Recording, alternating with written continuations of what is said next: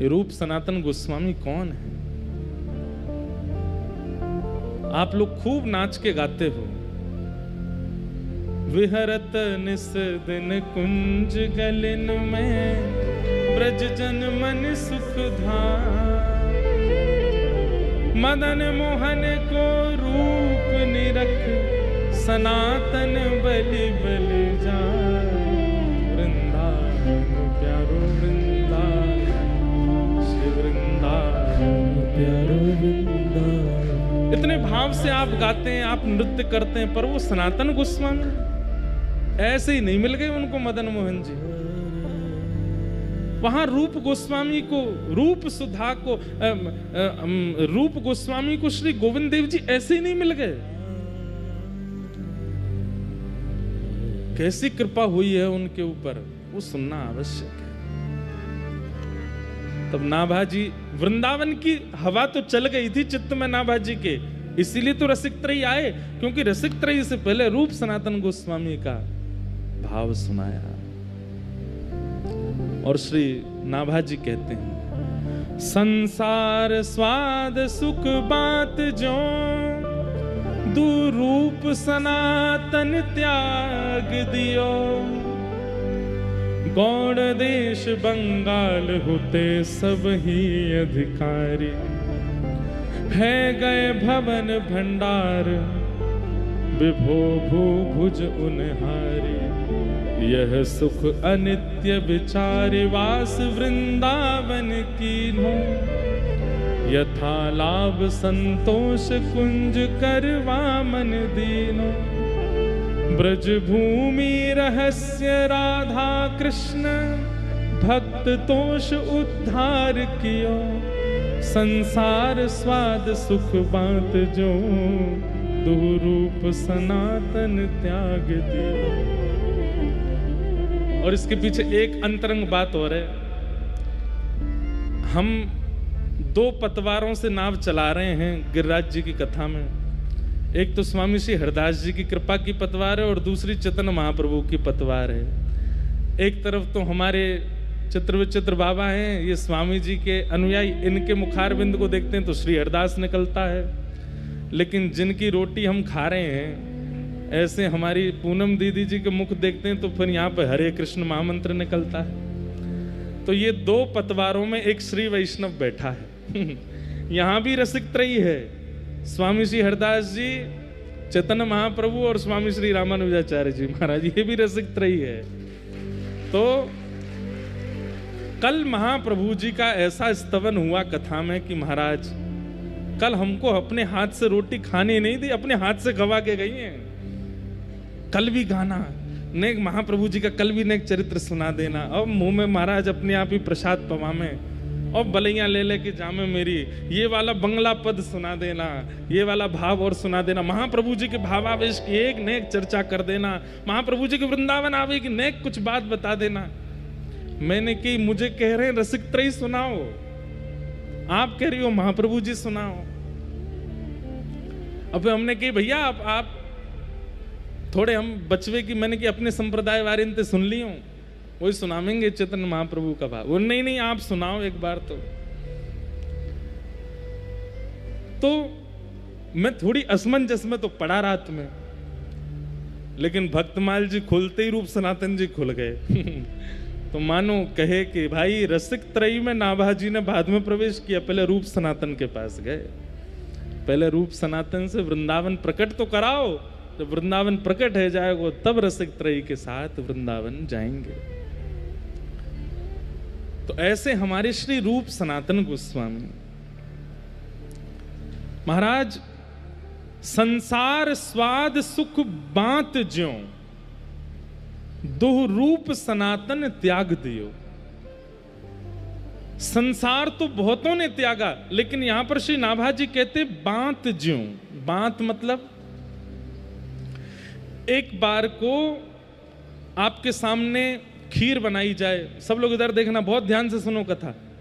एक प्रकार से भैया ये कथा है ना, इसको हम अपनी तरफ से बता रहे हैं, वृंदावन रस चंचरीक बनना हो तो इस कथा को बहुत ध्यान से सुनना। हम खुद तो बाहर ही रहते हैं, पर आप में से कई बस जाएंगे या कथा सुन के वृंदावन। ये 7 दिन की पूरी कथा बहुत ध्यान से सुनना, एक एक शब्द सुनना। हमारी वाणी नहीं है, सब महापुरुषों की वाणी है, ये बस आप सुन लीजिए। हमें खुद पे भरोसा नहीं है कि कल फिर कभी कहीं ये दोबारा बातें आवें, अभी आ रही हैं, सुन लीजिए बहुत ध्यानपूर्वक। संसार स्वाद सुख बांत ज्यों, यहां पर श्री नाभाजी ने बांत शब्द का प्रयोग किया। आपके सामने खीर बनाई गई, अधौटा दूध की खीर बनाई गई, बढ़िया बासमती चावल प्रयोग किए गए, वहां में केसर डाली गई, कश्मीर से ला करके खांड डाली गई, गुड़ डालो, आदि आदि बहुत सुंदर बना दी, पर एक बूंद विष डाल दिया, आप खाओगे? लेकिन आप हमें ये बात बताइए, जब वो खीर बन रही थी उसके बनने की प्रक्रिया देख के मुंह में पानी तो आ रहा था, लेकिन एक बूंद विष डलते ही चाहे जितना पानी आया हो नहीं पाओगे। लेकिन विषैली वस्तु भी कई बार सुंदर दिखती हैं, विषैली वस्तु के प्रति भी आकर्षण होता है, विषैली वस्तु के प्रति भी हमारा मन चला जाता है। लेकिन इस संसार में एक वस्तु ऐसी है जिसका उद्गम हमसे ही होता है और हमारा ही मन नहीं होता उसको देखने का, और वो होता है हमारा खुद का वमन। अपनी खाई हुई वस्तु ही गर्भ में जाके जब पुनः मुख से बाहर आ जाए वमन के रूप में, व्यक्ति स्वयं नहीं देखता उसको, जबकि वो खुद से ही प्रकट हुई है। एक बार को विषैली वस्तु स्वादिष्ट लग जाएगी, लेकिन अपने स्वयं का उत्पन्न वमन अच्छा नहीं लगता। अरे कोई और वमन कर रहा हो तो हमारा जी मचल जाता है। वमन इतनी इतनी घृणित वस्तु है। यहां पर नाभाजी कहते हैं, रूप सनातन गोस्वामी ने संसार का कैसे त्याग किया? बोले जैसे वमन का त्याग होता है। इतनी घृणा हो गई संसार के प्रति। आप कहोगे महाराज जी शायद हो सकता है उनका जीवन इतना उच्च नहीं रहा होगा इसलिए उनका त्याग होगा। अब जीवन सुन लो उनका कैसा था। बोले गौड़ देश बंगाल हुते सब ही अधिकारी। बोले बंगाल का एक राजा था हुसैन शाह, केवल नाम का राजा था, राज तो पूरे बंगाल पर ये दोनों ही करते थे। क्या स्वर्ण की कमी, क्या रत्नों की कमी, क्या घोड़ों की कमी, एक राजा के समान सारी संपत्ति थी इनके पास में। किसी चीज की कोई कमी नहीं थी कि भाई ऐसा होता है ना कि कमी ग्रस्त हो गए हों तो सब छोड़ छाड़ के आ गए हों, नहीं, कोई कमी नहीं थी। इनका पूर्व देह का नाम जो था वो अमर और संतोष। श्री रूप गोस्वामी जी का नाम था संतोष और श्री सनातन गोस्वामी जी का नाम था अमर, पूर्व देह का नाम। ये नाम तो फिर महाप्रभु जी ने रखा है इनका, रूप गोस्वामी और सनातन गोस्वामी। ब्राह्मण कुल में जन्मे थे, किसी चीज की कोई कमी नहीं। श्री नाभाजी वर्णन करते हैं और श्री सब रसिक जन ऐसा भाव बताते हैं कि उस समय में 22 लाख सोने की मोहर ये गिनी गई, इसलिए इनका पता है, बाकी और क्या क्या था उनका तो पता ही नहीं है। 22 लाख सोने की मोहर रूप सनातन गोस्वामी जी के पास थी। यह सुख अनित्य विचार वास वृंदावन कीन्हो। उस सर्वगुण संपन्न स्थिति में एक बात तो मन में आती है कि भाई भगवत भाव दो लोगों के चित्त में विशेष रूप से प्रकट होता है। एक तो अत्यंत संपत्ति जिसको मिल गई हो और एक जो सब चीजों से बिल्कुल विमुख हो गया हो। या तो विषयों का भोग अति मात्रा में कर लिया हो या विषय का स्पर्श ही नहीं किया हो। इन दो के चित्त में निष्काम भक्ति उत्पन्न होती है। मध्यस्थ वालों को ज्यादा यत्न करना पड़ता है निकलने के लिए।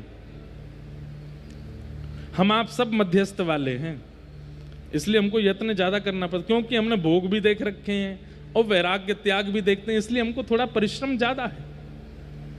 पर दो प्रकार के लोग, या तो अति भोग जिन्होंने किया हो या स्पर्श ही ना किया हो भोग वस्तु का, इनमें निष्काम प्रेम का उद्दीपन सहजता से हो जाता है।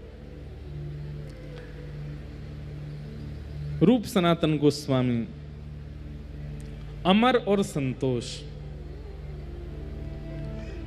ये दोनों बंगाल में हुसैन शाह नाम के राजा के यहाँ पर, एक भैया तो प्रधानमंत्री थे और एक भैया सेक्रेटरी थे, पर्सनल सेक्रेटरी, पूरा धन धान्य उन्हीं के अंतर्गत रहता था। लेकिन पता नहीं क्यों इतनी संपत्ति होने के बाद भी, इतना सब कुछ प्राप्त हो जाने के बाद भी इनके चित्त में संतोष नहीं होता था, संतुष्टि नहीं होती थी। और तब ये ढूंढते रहते थे कि हम क्या करें जिससे हमारे चित्त को संतोष हो। तब इनको विद्यावाचस्पति नाम के गुरु प्राप्त हुए और उन्होंने इनको ठाकुर जी का जितना उनको पता था उतना ज्ञान, सेवा का, नाम जप का थोड़ा बहुत बताया। लेकिन बंधुओं, कई बार ऐसा होता है कि व्यक्ति अगर खुद आस्वादन नहीं करता और दूसरे को उपदेश देता है तो दूसरे के चित्त में वो भाव व्यवस्थित नहीं हो पाता। हमारी बात ध्यान से सुनिएगा, वैसे तो वक्ताओं के लिए बात है। अगर आपने स्वयं आस्वादन नहीं किया किसी भाव का और आप मंच से बोल रहे हो तो श्रोताओं के चित्त में वो व्यवस्थित नहीं हो पाएगा। तो विद्यावाचस्पति ने जो भक्ति मार्ग इनको बताया था उससे ये नाम जप तो करते थे, उससे सेवा तो करते थे, पर स्थिति इतनी तीव्र नहीं हो रही थी। कहते हैं 12 घंटा तो राज भवन में रहते थे और शाम को वापस आकर के दोनों भैया स्नान ध्यान करके, तिलक आदि लगा करके, नेत्र बंद करके फिर ठाकुर जी का ध्यान करते, फिर भजन करते थे। लेकिन मन में संतोष उत्पन्न नहीं हो रहा था।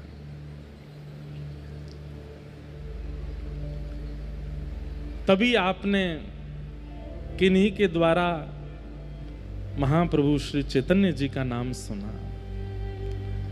और चैतन्य महाप्रभु का नाम कैसे सुना? बोले भैया, जगन्नाथपुरी में एक सार्वभौम भट्टाचार्य हैं जिन्होंने पूरी पृथ्वी के ज्ञानियों को भी अपना शिष्य बना लिया। उनका नाम ही था सार्वभौम भट्टाचार्य, मतलब पूरी पृथ्वी में कोई ज्ञानी आ जाए, अगर सार्वभौम जी के सामने आ गया, अपनी दृष्टि से, अपनी वाणी से, अपने चलन चाल से उसको अपना चेला बना लेते थे। इतना उनका बल था। बोलना पढ़ाना तो बहुत आगे की बात है, दृष्टि मात्र से उनका नतमस्तक हो जाते थे सामने आकर के लोग।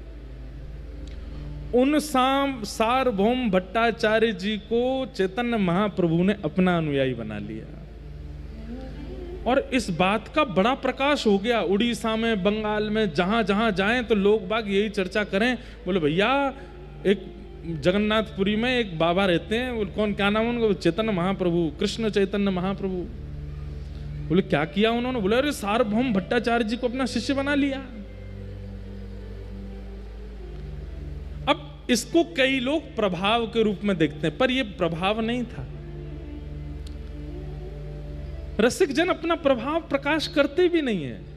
ऐसे तो हमारे स्वामी जी के पास अकबर हर 10 दिना में भग तो वृंदावन में। अरे हमने तो ऐसा भी सुना है कि अकबर ने जब स्वामी जी का रूप देखा, स्वामी श्री हरदास जी का, तो अकबर के चित्त में इतनी विरक्ति आ गई कि उसके मन में आया कि मैं सब बादशाहपना छोड़ छाड़ करके निधिवन राज में एक कुंज मुझे मिल जाए, मैं यहीं रहूं, इनको 24 घंटा देखा करूं, भजन नहीं करूंगा, नाम जप आदि तो बाद की बात है, केवल स्वामी जी को देखने के लिए रहूं मैं। स्वामी जी ने विचार करी कि भैया जे अगर सब छोड़ छाड़ के यहां आ गए हो तो पूरे विश्व में प्रभाव फैल जाएगा कि भैया वृंदावन में एक रसिक श्रोमणी स्वामी श्री हरदास जी हैं जिन्होंने बादशाह अकबर को अपना चेला बना लिया, और फिर यहाँ के प्रभाव के कारण दुनिया यहाँ भीड़ लगावेगी और वृंदावन में इतनी भीड़ रह जाएगी, अयोग्य लोग भी आकर के वृंदावन के रस में भंग करेंगे। तो स्वामी जी ने अकबर से कही, तू हमारो चेलो बननो चाहे तो हमारी एक बात मान, बोल का वो दिल्ली चलो जा और वहीं से वृंदावन की सेवा करते रहे। यहाँ के बंदरन के काजे, यहाँ के ब्रजवासीन के काजे, यहाँ के वृक्ष वल्लरी कुंजन के काजे, वहीं से सेवा करते रहे, यही हमारी आज्ञा है, यहाँ मत रुके तू। तब अकबर बोला, मैं आपको देखे बिना नहीं रह सकता, तब किसी ने कही, बोले आप पे तो बड़े बड़े चित्रकार हैं, चित्र बनवा लो स्वामी जी का। तब सबसे पहला चित्र अकबर ने बनवाया। जो स्वामी जी का चित्र आज भी हम सब लोग देखते हैं, उसी ने ही निर्माण कराया और ले गया, और जहां बैठ करके वो अपना नित्य क्रम करता था वहां स्वामी जी का चित्र लगा रहता, नित्य दिखता था। तो आचार्यों के तो रूप में ही इतना प्रभाव है कि उनको कुछ करने की आवश्यकता नहीं है, उससे खिंचे चले जाते हैं लोग। लेकिन दुनिया इसको प्रभाव समझती है, वो प्रभाव नहीं है। चैतन्य महाप्रभु के रूप पर सार्वभौम भट्टाचार्य आसक्त हो गए। ये बात जब यहां अमर और संतोष ने सुनी बंगाल में, उनके मन में भाव आया कि भैया ये नाम ही इतनी शीतलता दे रहा है चित्त में, इनका दर्शन कितना शीतल होगा। अब श्री कृष्ण चैतन्य महाप्रभु नाम बोलते ही मन में भाव उत्पन्न हो जाते हैं, मन में मानो जैसे प्रेम नृत्य करने लगता है। हिलोर नाम मात्र, स्वामी श्री हरदास जी महाराज नाम लेते ही चित्त में निधिवन राज का दर्शन होने लगता है। वृंदावन कुंज बिहारी आ जाते हैं, वृंदावन की तलहटी आ जाती है, सुंदर सुंदर निकुंज वन आ जाते हैं। श्री हितरवंश महाप्रभु नाम लेते ही श्री राधा वल्लभ जी सहरा पहने हुए खड़े हैं, थाड़े अपने आप चित्त में आ जाते हैं। आज भी इतने भयाव है, कलिकाल में भी आचार्यों का नाम इतना काम कर रहा है। उस काल में जब वे थे तो क्या प्रभाव होता होगा। रूप सनातन गोस्वामी आपस में बात करने लगे, अमर और संतोष, जरा दोबारा बोलियो तो नाम। बोले कृष्ण चैतन्य महाप्रभु। आहा, कितना शीतल लगता है, कितना अच्छा लगता है भैया। ये नाम कितना मधुर है, ये नाम इतना मधुर है तो इनका दर्शन कितना मधुर होगा, इनकी वाणी कितनी अच्छी होगी। जब इनके सामने हम बैठेंगे और ये बोलेंगे उस समय क्या होगा हमारा।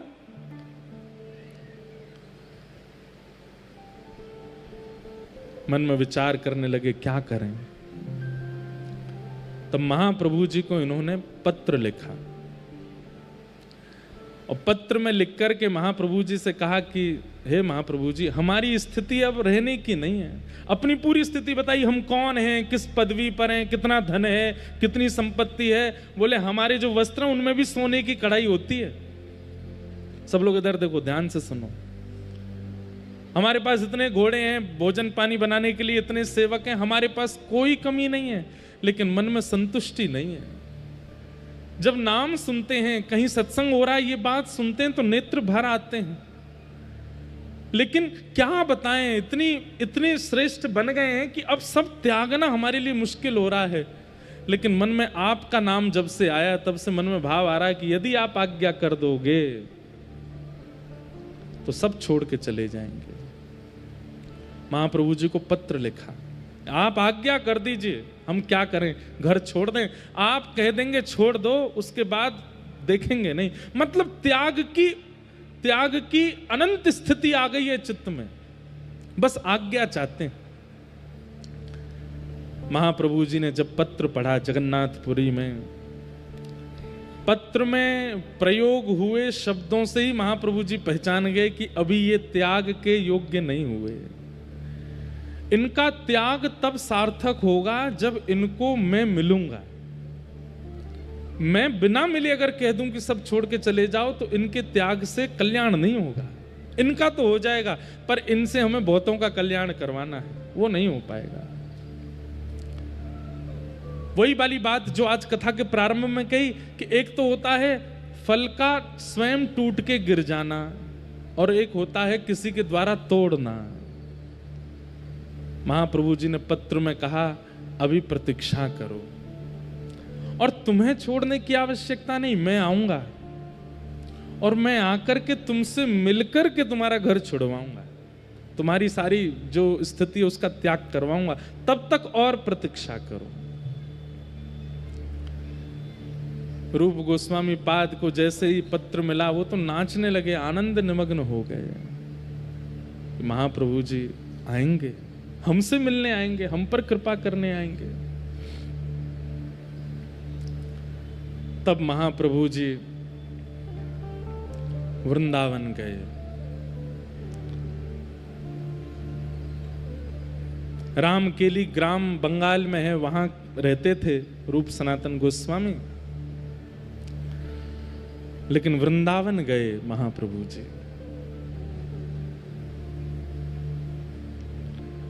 और श्री वृंदावन में इमली तला दर्शन किया है। सेवा कुंज के पास में इमली तला है। कहते हैं कि वो वृक्ष स्वयं हमारे प्रिया प्रियतम ने एक साथ द्वापर युग में ही लगायो। और उसके लिए कई लोगों ने बड़ी कथाएं ऐसी बनाई है कि राधा रानी ने उसको शाप दे दिया, क्योंकि किशोरी जी श्रृंगार करके जा रही थी सेवा कुंज में और नीचे एक इमली को वो आ गए फल, तो किशोरी जी को पाम रिपट गया, उनको श्रृंगार बिगड़ गया, तो क्रोध में आके उन्होंने शाप दे दिया। ऐसी कथा लोग बताते हैं, पर हमारा पुराना घर वहीं है, इमली तला के पास ही है, हम बचपन से वहीं रहे। ऐसा भाव बना दिया हो होगी तो ठीक है, लेकिन भाई हमारी किशोरी जी को गुस्सा ना आवे, और गुस्सा आवे तो शाप दे दें, वो भी इतनी सी बात पे, ऐसा है ना सके। तो वो इमली तला, जैसे ही महाप्रभु जी वहां पहुंचे, बैठ गए वृक्ष। तब वृंदावन प्रकट नहीं हुआ था, वृंदावन सघन वन था। वृंदावन में अभी रास्ते भी नहीं बने हैं। वृंदावन केवल दो पहचान थी वृंदावन की, एक श्री यमुना जी, दूसरे गिरिराज जी। इनके बीच में जो समाहित है वो वृंदावन है। उस समय महाप्रभु जी वृंदावन आए और यमुना के तट चलते चलते चलते चलते चलते जैसे ही सुगंधी आई रज की, समझ गए महाप्रभु जी यही है वो वृंदावन।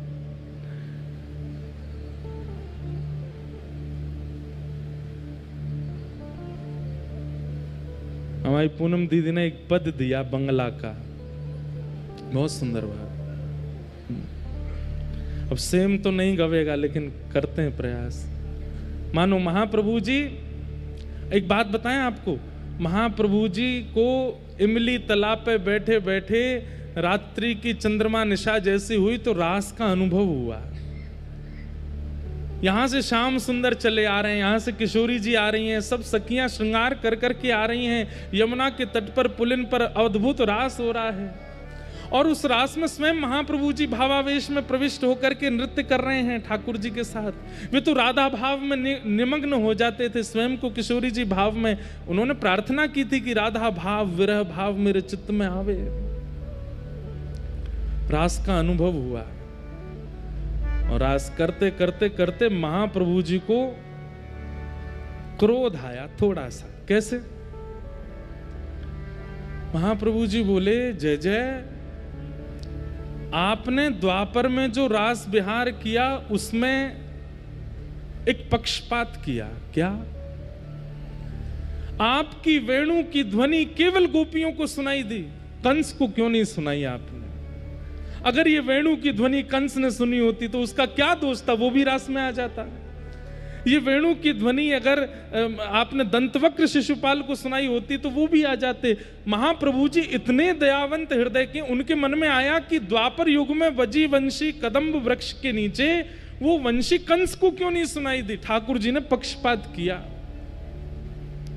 ठाकुर जी, आज पक्षपात नहीं होगा। इस कलिकाल में अगर आपने पक्षपात किया, अनर्थ हो जाएगा। और तभी उस रास की भूमिका के मध्य में महाप्रभु जी ऊर्ध्वबाहु होकर के हरि नाम की वेणु बजाने लगे, और जहां जहां तक स्वर पहुंच जाए सबको सुनाऊंगा, किसी को अयोग्य नहीं मानूंगा। जो सामने आ जाएगा उसको ये नाम ध्वनि सुना करके सबको रास विहार में प्रवेश कराना है। अब पक्षपात नहीं होगा श्याम सुंदर, अब तो सबको योग्य बनाना है। और तब वृंदावन की खोज कर रहे हैं। केवल यमुना जी और गिरिराज जी ये दो संकेत हैं, और कुछ भी नहीं दिख रहा है। सब विलुप्त हो चुका है। वृंदावन ने अपने आप को भीतर अंतरंग रूप से अपने आप को छुपा लिया है।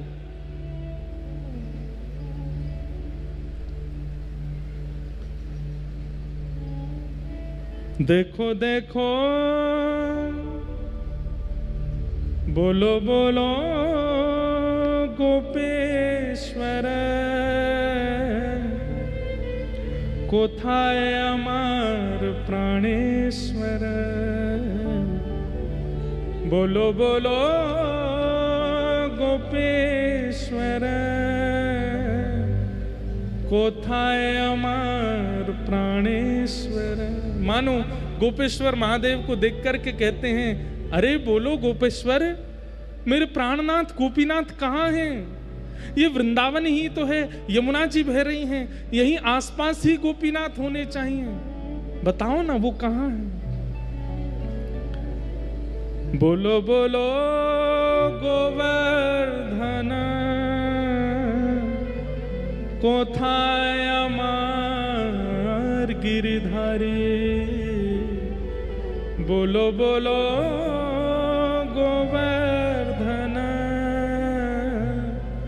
कोथाय अमर गिरिधारी। हे गोवर्धन नाथ, वो कहाँ हैं जो उर्ध्वबाहु होकर के एक भुजा को कटी पर धर के धारण करके ब्रज की रक्षा करने के लिए गिरिराज जी उठाए थे? वो कहाँ हैं? दिख क्यों नहीं रहे इस गिरिराज जी में? ढूंढ रहे हैं सब जगह जा जा करके, प्रकट हो वृंदावन। बोलो बोलो वंशी बट कोथाय अमर वंशीधारी। बोलो बोलो वंशी बट कोथाय अमर वंशीधारी। अरे वंशीवट, तुम वंशीवट हो। यहाँ ठाकुर जी वंशीनाद करते थे और गोपियों को घर में बैठे बैठे ही दर्शन होता था। कहाँ गए वो ठाकुर जी? अरे वंशीवट, तुझको तो पता होगा ना, श्याम सुंदर कहाँ है? सब जगह ढूंढ रहे हैं, पूछ रहे हैं, श्याम सुंदर मिल जाए कहीं। बोलो बोलो वृंदावन कोथाय अमर वृंदा विपिन। बोलो बोलो वृंदावन कोथाय अमर वृंदा विपिन। बोलो बोलो ब्रज रज। जैसे गोपियों की स्थिति हुई है, जल से, थल से, वृक्षों से पूछती हैं, ऐसी चेतन महाप्रभु वृंदावन में सबसे पूछ रहे हैं। बोलो बोलो ब्रज रज कोथाय अमर गोपालन। बोलो बोलो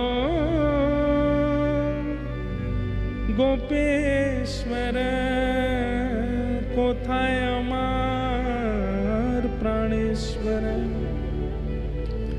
तभी चंद्रमा की ओर दृष्टि गई है। अरे शरद चंद्रमा, तुम ही प्रकट हुए थे। तब शुकाचार्य जी कहते हैं, भगवान पिता रात्रि शरदोत्फुल्ल मल्लिका विक्षरंतुम मनश्चक्रे योग मायाम उपाश्रिता। आज तुम प्रकट हुए हो, लेकिन ये वृंदावन सूना क्यों पड़ा है? बोलो बोलो शरद चंद्र कोथाय अमर राधा रमण। बोलो बोलो शरद चंद्र कोथाय अमर राधा रमण। ढूंढ रहे हैं कहां है वृंदावन। रोते हैं, बिलकते हैं, भावावेश में आ जाते हैं। अरे सामान्य ब्रजवासी जिसको पोखर तालाब समझते हैं, महाप्रभु जी कहते हैं निकलो बाहर, ये पोखर नहीं है, ये राधा कुंड है। ये किशोरी जी के द्वारा, किशोरी जी के मनोभाव के लिए श्री कृष्ण ने प्रकट किया था। ये राधा कुंड है। महाप्रभु जी स्नान करते हैं, राधा कुंड की रज लेकर के द्वादश तिलक करते हैं, वहीं नृत्य करने लग जाते हैं।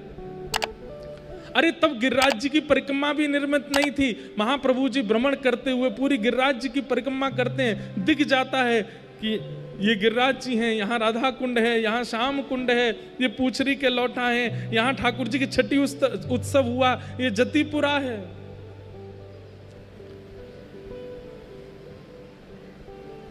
महाप्रभु जी के हृदय में विरह वेदना हो गई, लेकिन माता सची की आज्ञा है कि जगन्नाथपुरी में निवास करना है। लेकिन महाप्रभु जी के चित्त की आज्ञा है, महाप्रभु जी के चित्त का भाव है कि वृंदावन का प्राकट्य करना है, और उस प्राकट्य के लिए कुछ करना पड़ेगा। तभी महाप्रभु जी को याद आया कि कुछ पत्र आए थे मेरे पास, और उन पत्रों में 2 भाइयों के पत्र हैं। कौन हैं दोनों? बोले एक का नाम अमर है, एक का नाम संतोष है, चलो वहीं चलते हैं। और श्रीधाम वृंदावन से महाप्रभु जी अपने समस्त भक्त मंडली के साथ निकल पड़े हैं। कहां? यहां रामकेली गांव जो कि बंगाल में है, और वहां महाप्रभु जी पहुंच गए।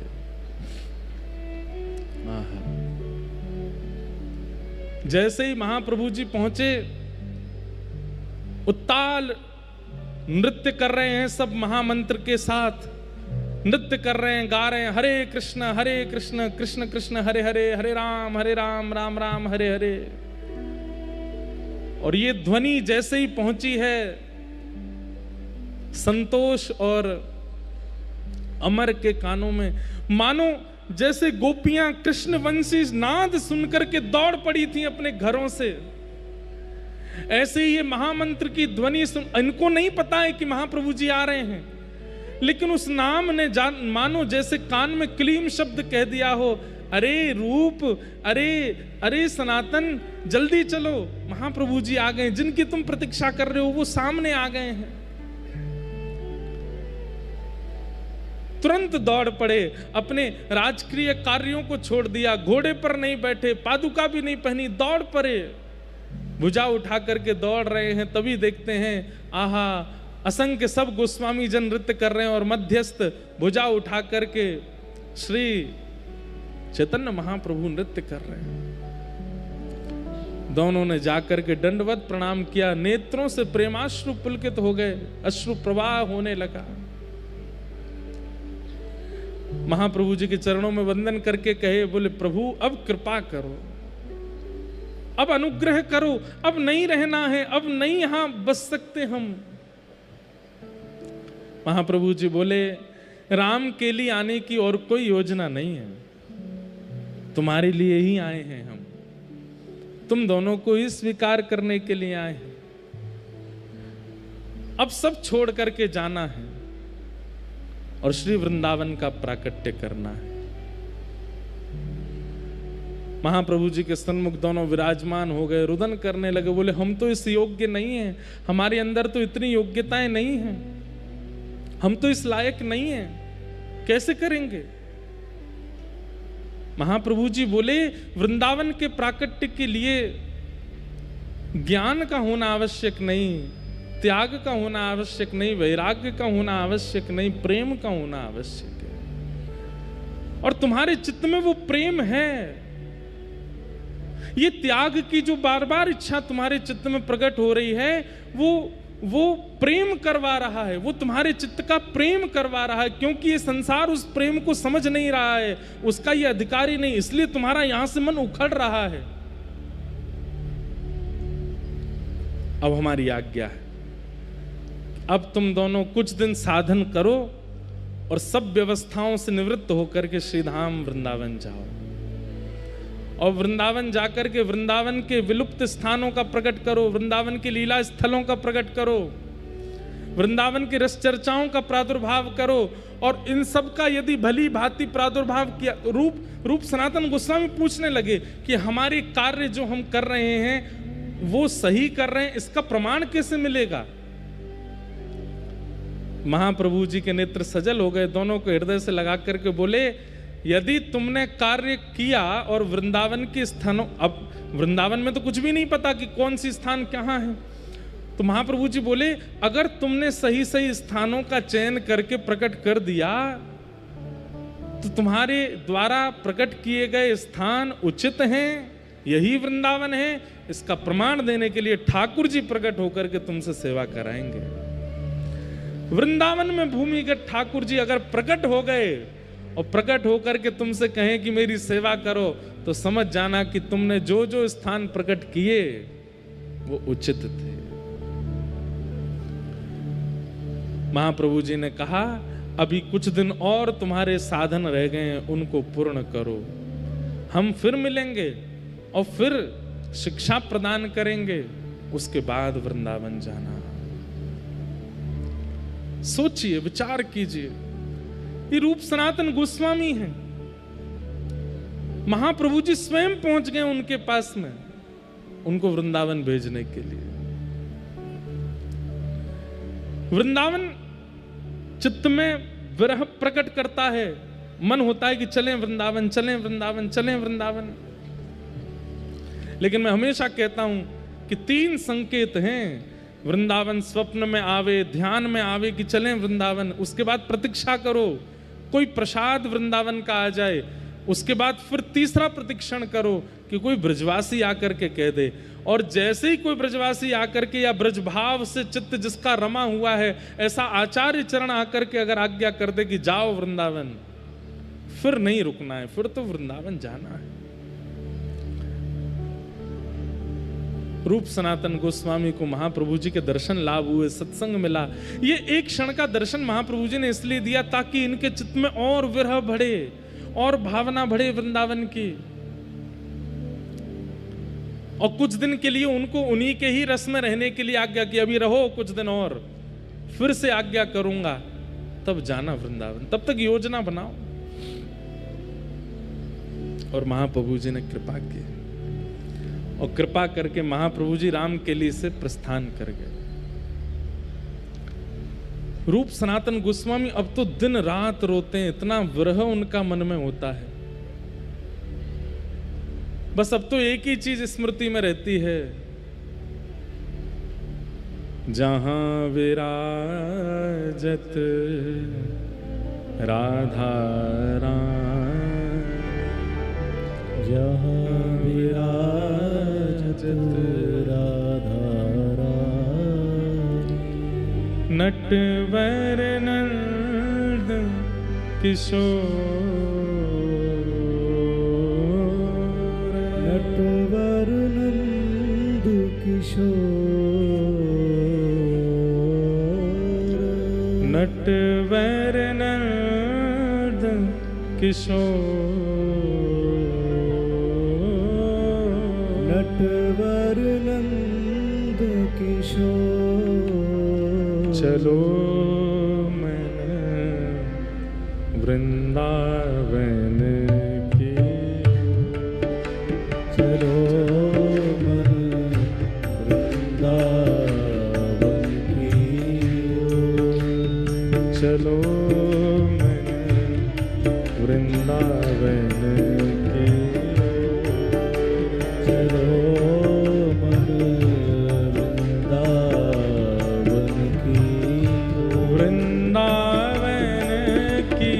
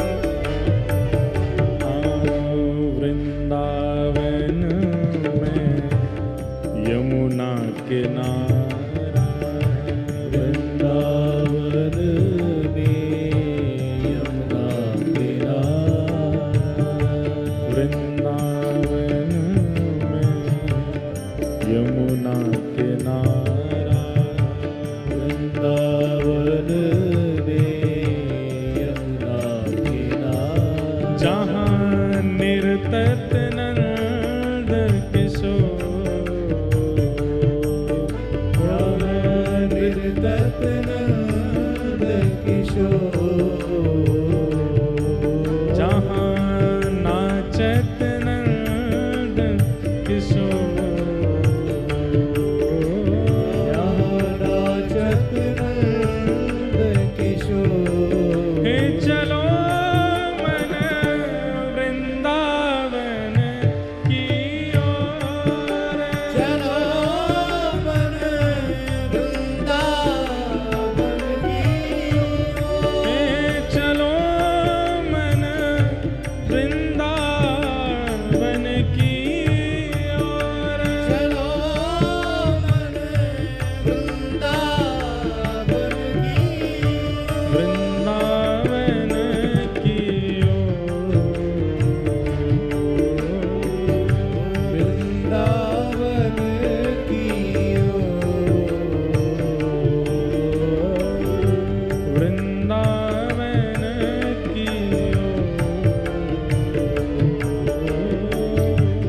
वृंदावन की ओर। हे चलो मन वृंदावन की ओर, चलो मन वृंदावन की ओर। हे चलो मन वृंदावन की ओर, चलो मन वृंदावन की ओर। घर घर तुलसी ठाकुर सेवा, घर घर तुलसी ठाकुर सेवा। घर घर तुलसी ठाकुर सेवा, घर घर तुलसी ठाकुर सेवा। ओ दर्शन दे चित चोर,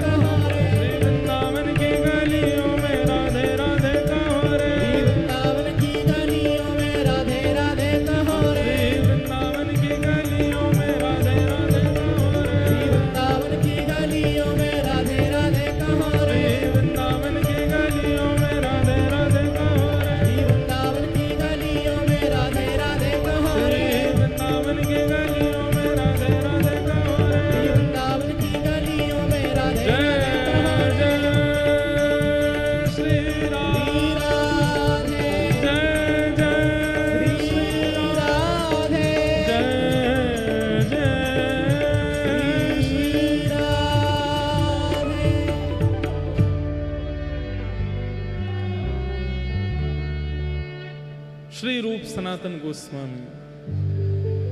एक मन में भाव आता है, मन में एक प्रश्न आता है।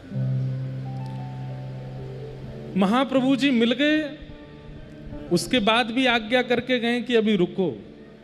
इसका मतलब क्या है कि आचार्य अभी संतुष्ट नहीं हुए हैं त्याग से, और अब त्याग कैसे लगेगी? सब लोग बहुत ध्यान से सुनिए। देखो कितना प्रयास करना पड़ता है तब वृंदावन मिलता है। हमको तो यूं ही मिल जाता है, हवाई जहाज की टिकट कराई 5,000 की, पहुंच गए, ट्रेन करा ली राजधानी तो पहुंच गए, गाड़ी कर ली पहुंच गए।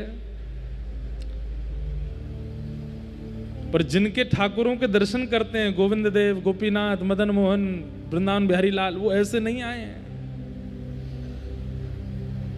महाप्रभु जी ने विचार किया कि इन्होंने जब पत्र लिखा था तो पत्र में पहले अपना परिचय दिया, तो उसमें बताया हम इतने धनवान हैं, हम ऐसे राजा के यहाँ राजकोष में हैं, आदि आदि सब। बोले कि ये पदेशना, इसका निवृत्त होना आवश्यक है। और महाप्रभु जी को पता था कि ये होगा। अब महाप्रभु जी के दर्शन तो हो गए। अब महाप्रभु जी जैसे ही गए दर्शन दे करके, अब रूप सनातन गोस्वामी को वो जहां देखते हैं उनको महाप्रभु जी की याद आती है। उनकी मुस्कान कैसी, उनके शब्द कैसे थे, उनके नेत्र कैसे थे, उनकी अवस्था कैसी थी, चाल कैसी थी, नृत्य कैसा था, कीर्तन कैसा था। और वो निरंतर जो चिंतन बना, क्योंकि अभी तक और कुछ तो देखा नहीं, कभी वृंदावन गए नहीं, तो आचार्य का ही चिंतन करेंगे ना। इतना चिंतन हो गया कि अब विवेक बुद्धि जागृत होने लगी, और अपने राजपद जिस पर वो कार्यरत थे उससे उनको थोड़ी थोड़ी घृणा जैसी होने लगी। घृणा तो पहले भी थी, लेकिन अब जो यहां पर शब्द संसार स्वाद सुख बांत ज्यों बमन के भांति, इतना त्याग करवाना था महाप्रभु जी को, उसके लिए छोड़ के गए वापस। यही भागवत जी में सुनने में आता है कि ध्रुव जी महाराज को ठाकुर जी ने दर्शन देकर के कहा अभी 36,000 वर्ष और रहो पृथ्वी पे। ध्रुव जी रोने लगे, बोले आपके दर्शन से तो मुक्ति मिल जाती है और आप मुझे कह रहे हो 36,000 वर्ष और रहो, क्यों? तो ठाकुर जी क्या कहते पता है, तुम्हारे चित्त में अपने पिता की गोद में बैठने की इच्छा थी ना, इसीलिए तो तुम बनाए थे। ध्रुव जी बोले वो इच्छा तो मर गई, कट गई, जल गई, नाश हो गई। ठाकुर जी कहते हैं प्रकट तो हुई थी ना भैया। एक बार विषैला पौधा प्रकट हो जाता है ना, तो जब तक जड़ से नहीं उखाड़ा जाए वो प्रकट होता ही रहता है। इसलिए 36,000 वर्ष, 100-200 वर्ष नहीं, 36,000 वर्ष के लिए ठाकुर जी कह के गए अभी रहो पृथ्वी पे। और 36,000 वर्ष में इतना भोगोगे, इतना विषय भोगोगे कि तुम इससे बिल्कुल ऊब जाओगे, तब तुम्हें मेरी प्राप्ति होगी। ध्रुव जी महाराज 36,000 वर्ष के लिए राजा बने। अरे भाई कोई लिमिट होती है? यहां 100 साल काटने भारी पड़ रहे हैं हमें, 36,000 वर्ष के लिए राजा। संसार की विषय वस्तु वमन के भांति जब ध्रुव जी को लगने लगी तब भगवत प्राप्ति हुई। इसलिए भैया किंचित भी भाव मन में प्रकट करके ठाकुर जी के पास मत चले जाइए। कहीं मन में भाव आगो जय जय वृंदावन की कचौड़ी बहुत जोर की, ठाकुर जी अगर दिमाग सनक गया ना, इतनी कचौड़ी खवा देंगे, इतनी खवाई देंगे, इतनी खवाई देंगे, ले बेटा 36,000 कचौड़ी खा तू जीवन भर, सबरी नस ब्लॉक है जाएंगी तेरी, तभी मैं मिलूंगा तो है। तो विषय वस्तु अगर देने पर ठाकुर जी आ गए तो वो इतनी मात्रा में देते हैं कि आप पागल हो जाओगे। इसलिए विषय कभी नहीं मांगना है, क्योंकि भैया ये टेढ़ो ठाकुर कहीं सनक गो दिमाग और दे दियो तो हम कहते हैं हमारे ठाकुर जी को गणित नहीं आती है, हमारे ठाकुर जी को मैथमेटिक्स नहीं आती, ये नाप तोल के नहीं देते हैं, जितनो है पूरा दे देंगे, ले जा। वो आप सहन नहीं कर पाओ। अति सर्वत्र वर्जयेत। रूप सनातन गोस्वामी के साथ वही हुआ। महाप्रभु जी के दर्शन हो गए और दर्शन देने के बाद महाप्रभु चले गए, बोले अभी रहो। अब क्या हुआ, एक दिन राजा ने इनसे कहा, बोले कि आप लोग पूरे हमारा जो संपत्ति है सब आप लोग संभालते हो, इसका कल हमको हिसाब दो। तो रूप सनातन गोस्वामी रात्रि में भजन करते थे, लेकिन आज राजा ने कही भैया कल हिसाब देना है, तो भजन नहीं हुआ, हिसाब में लगे रहे। अब उस हिसाब में कुछ ऊपर नीचे हो रहा था, तो उसके लिए इतनी चिंता में बैठे थे, कैसे हो कैसे हो कैसे हो। तो सनातन जी को बहुत जोर की प्यास लगी, तो एक सेवक को बुलाया, सुनो इधर आओ, शरबत बना के लाओ बढ़िया वाला। इसलिए महाप्रभु जी ने अभी आज्ञा नहीं की वृंदावन जाने की। क्यों? अभी भी कहीं ना कहीं थोड़ी तो राज इतना भोगा है, थोड़ा तो है अभी इनके चित्त में, जब तक निकलेगा नहीं तब तक नहीं जाएंगे ये वृंदावन। तो अपने एक सेवक को कहा शरबत बना के लाओ, प्यास लगी है। खुद हिसाब लिख रहे थे दोनों भैया बैठ के। तो सेवक गया और अंधेरे में उसको पता नहीं चला, पानी में उसने बूरे की जगह मैदा मिला दिया और मिला करके घोल करके इनको दे। अब ये इतने ज्यादा निमग्न होकर के ध्यान कर रहे थे, पीते जा रहे हैं और लिखते जा रहे हैं। प्रातः काल का समय हुआ तो सेवक ने रसोई में जाके देखा, तो उसको पता चल गया कि भाई मैदा मिल गया पानी में। दौड़ा दौड़ा गया, बोले इनके पेट में दर्द होगा, आप कहीं बीमार नहीं हो जाएं, चरणों में मुझे क्षमा कर दो, कल रात्रि अपराध हो गया। रूप सनातन को क्या हो गया, आपको नहीं पता चला? बोले नहीं, हमें तो कुछ नहीं पता चला। रात्रि में शरबत कैसा था? हाँ बढ़िया था, हम तो भाई हिसाब में इतने तल्लीन बैठे थे कि हमने ध्यान ही नहीं दिया, हम तो पी गए, बस प्यास लगी थी। महाराज आपसे मेरी प्रार्थना, आज कुछ खाइएगा नहीं। बोले क्यों? बोले शरबत में चीनी की जगह मैं मैदा मिला के ले आया था और वो आप पी गए हो।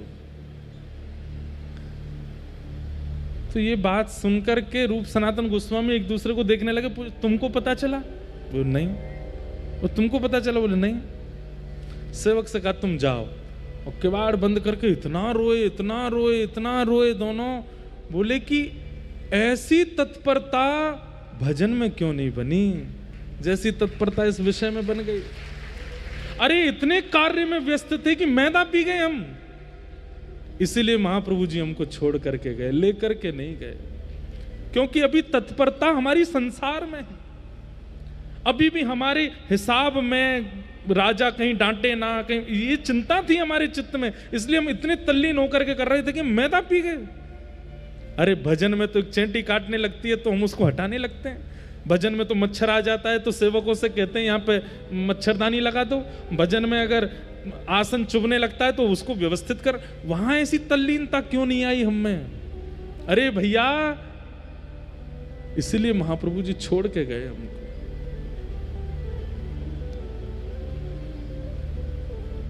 अब तो यही चिंता बनी हुई है दोनों की कि ऐसी तत्परता भजन में क्यों नहीं बनी हमारी। एक दिन राजा ने अर्धरात्रि में, अमर संतोष नाम थे पूर्व के, इनको बुलाया। बोले अमर को बुला के लाओ, हमको एक हिसाब के बारे में बात करनी है। अर्धरात्रि का समय, भजन में बैठे थे अमर। इतने में इस सेवकों ने आगे कहा राजा आपको अभी बुला रहे। तुरंत इन्होंने माला वहीं की वहीं विराजमान कर दी। अपने भैया संतोष से कहा तुम तो अपना नाम जप करो, मिल के आऊं, राजा बुला रहा है। अर्धरात्रि में पालकी में बैठ करके निकल गए, पालकी में घूमते थे।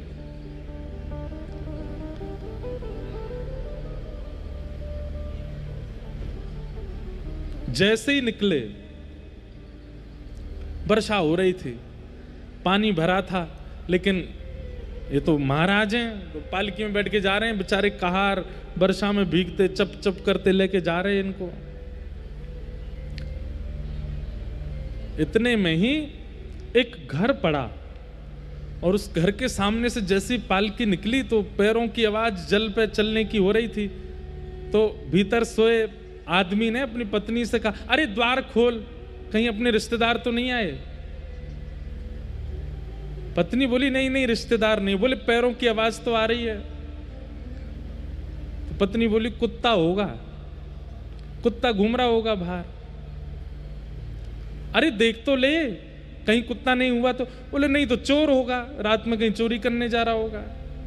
अरे एक बार देख तो ले। बोले और ज्यादा से ज्यादा क्या होगा, कोई राजा का दूत होगा। ये बात अमर ने पालकी में बैठे बैठे सुन ली।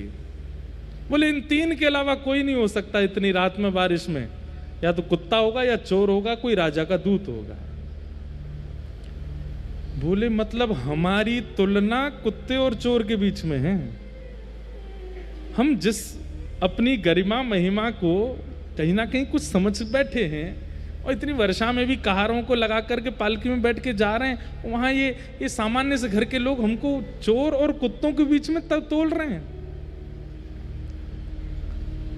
राजा से मिलने तो गए लेकिन मन नहीं लगा, वही चीज दिमाग में चलती रही। लौट करके वापस आए और संतोष के पास जाके, भैया हम लोग कुत्ते के समान हैं। अरे एक जगह ऐसी बात हो गई, कुत्ता है या तो चोर है या राजा का कोई दूत है। बोले मैं तब से चिंता में हूं कि हम जीवन भर जिसका मान यश प्रतिष्ठा का भाव रखते रहे चित्त में, वहां हमको चोर और कुत्तों के बीच में गिन लिया गया। संतोष यानी कि रूप गोस्वामी वो बोले भैया सही तो कहा, कुत्ता भी तो ऐसा ही होता है, उसको चाहे झूठा मिल जाए, चाहे कूटा मिल जाए, चाहे कैसा भी मिल जाए, वो भोजन के लिए किसी के भी द्वार पर चला जाता है। राजदूत भी तो यही करता है, और चोर भी तो यही करता है। वो ये नहीं विचार करता कौन छोटा कौन बड़ा, कौन धनवान कौन निर्धन, कौन के घर में कैसी परिस्थिति, सबके घर से चोरी कर लेता है। हम लोग भी तो वही करते हैं, राजदूत हैं, कर लेने के लिए जाते हैं, कुछ विचार नहीं करते, सबसे कर लेते हैं। उसी समय अमर सनातन गोस्वामी उन्होंने कहा अब नहीं, बस अब हो गया। इसीलिए महाप्रभु जी हमको छोड़ करके चले गए, स्वीकार नहीं किया।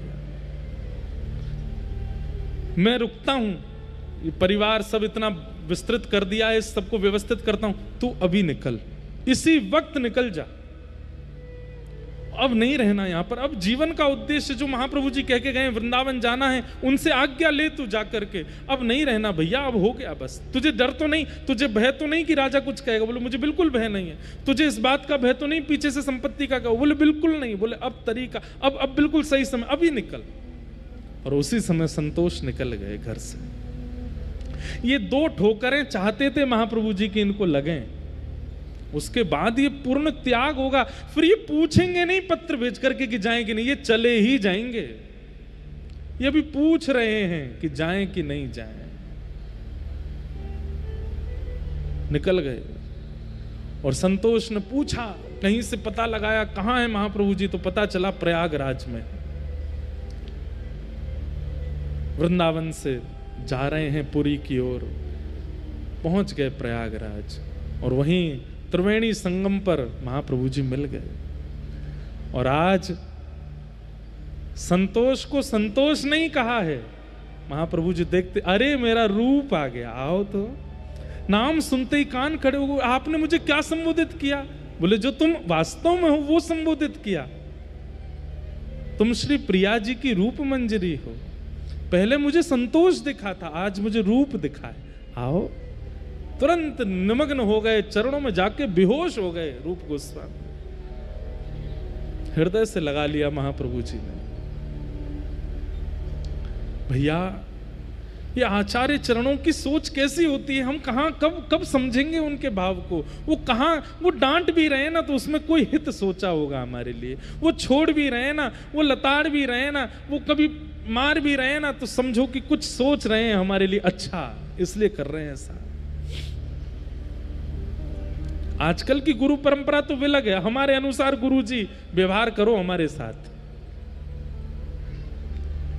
अब रूप बन करके आए, हृदय से लगाया और बैठाया और शिक्षा प्रदान की। और महाप्रभु जी ने कहा जाओ, अब वृंदावन जाओ और उसकी चिंता मत करना, अमर भी आएगा, वो भी पहुंचेगा, तब तक तुम पहुंचो वृंदावन। और वृंदावन जाकर के अब वृंदावन के तीर्थों को खोजो, वृंदावन में रसिक जनों के भाव प्रकट करो, और तुम्हारे द्वारा तीर्थ और जो स्थान ढूंढे जाएंगे, मैंने पहले भी कहा, अगर वो उचित होंगे तो उसके प्रमाण रूप में तुमको ठाकुर जी मिलेंगे जी। और रूप गोस्वामी वृंदावन की ओर निकल पड़े। यहां पर सनातन गोस्वामी जो कि अमर हैं, जिनका नाम, वो सब व्यवस्थाएं करने में लगे हैं। बोले क्यों, इतनी सारी मुद्राएं सोने की आदि सब पड़ी हैं यहाँ पर, इनको कहीं व्यवस्थित कर जाओ। कुछ अपने पूर्व आश्रम के परिवारों को दे दिए, कुछ किन्हीं लोगों में बांट दिए, कुछ कहीं लगा दिए, किसी के थे उसको दे दिए, सब जगह सब खत्म करके जाएं। कहीं वृंदावन जाके भी चिंता ना बनी रहे, इतनी प्रॉपर्टी है, इतना महल है, इतने पैसा धरे हैं वहां पे, क्या हो रहा होगा। अगर छोड़ के जाए तो चिंता बनेगी, इसलिए सबको लगा जाओ। और सबको सब जगह लगा दिया। बस अब प्रतीक्षा कर रहे थे कि उत्कंठा चित्त में ऐसी आवे कि बस भागूं वृंदावन की ओर, तब निकलूंगा। यहां राजा ने देखा इतने दिन हो गए ये अमर और संतोष आते नहीं है। एक दिन राजा ने घर पर जाकर के देखा तो पूछवाते थे, तो ये कभी कहते हम बीमार हैं, कभी कहते कोई घर में पूजा चल रही है, कभी कहते कोई पधार गया है, सूतक लगे हैं, आदि आदि। आज राजा ही आ गया, हुसैन शाह ही आ गया। और आकर के उसने जब देखा तो देखा यहाँ तो कीर्तन चल रहा है और यहाँ अमर बैठ करके बढ़िया नाम जप कर रहे हैं, नेत्रों से आंसू बह रहे हैं। बोले ये सब क्या किया तुमने? वहां पूरा राजकीय हमारा शासन इतने खतरे में, तुम यहाँ बैठकर ये नाम जप कर रहे हो, कीर्तन कर रहे हो और बहाना बना दे तो बीमार हो। असली बात क्या है? हम तुम्हारा वेतन बढ़ा दें कि तुमको कुछ दे दें, क्यों नहीं आते हो राजभवन में?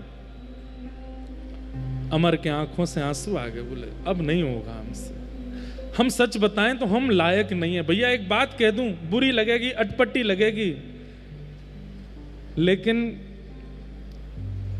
वृंदावन रस जाके चित्त में आ जावे ना, वो संसार के लिए नालायक हो जाता है। वो किसी लायक नहीं रहता, फिर संसार के किसी काम का है नहीं वो।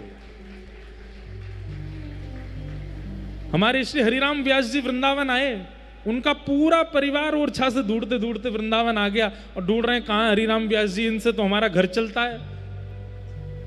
हरिराम व्यास जी अपने परिवार के लोगों को यही बात कहते हैं, वहां पद भी है कि भैया अब मैं तुम्हारे लायक नहीं हूं। वो हरिराम व्यास जो दिग्विजय करता था, जीत जीत करके धन लेकर के आता था, वो स्थिति मेरी नहीं है अब। वृंदावन के रूख हमारे माता पिता गुरु बंधु,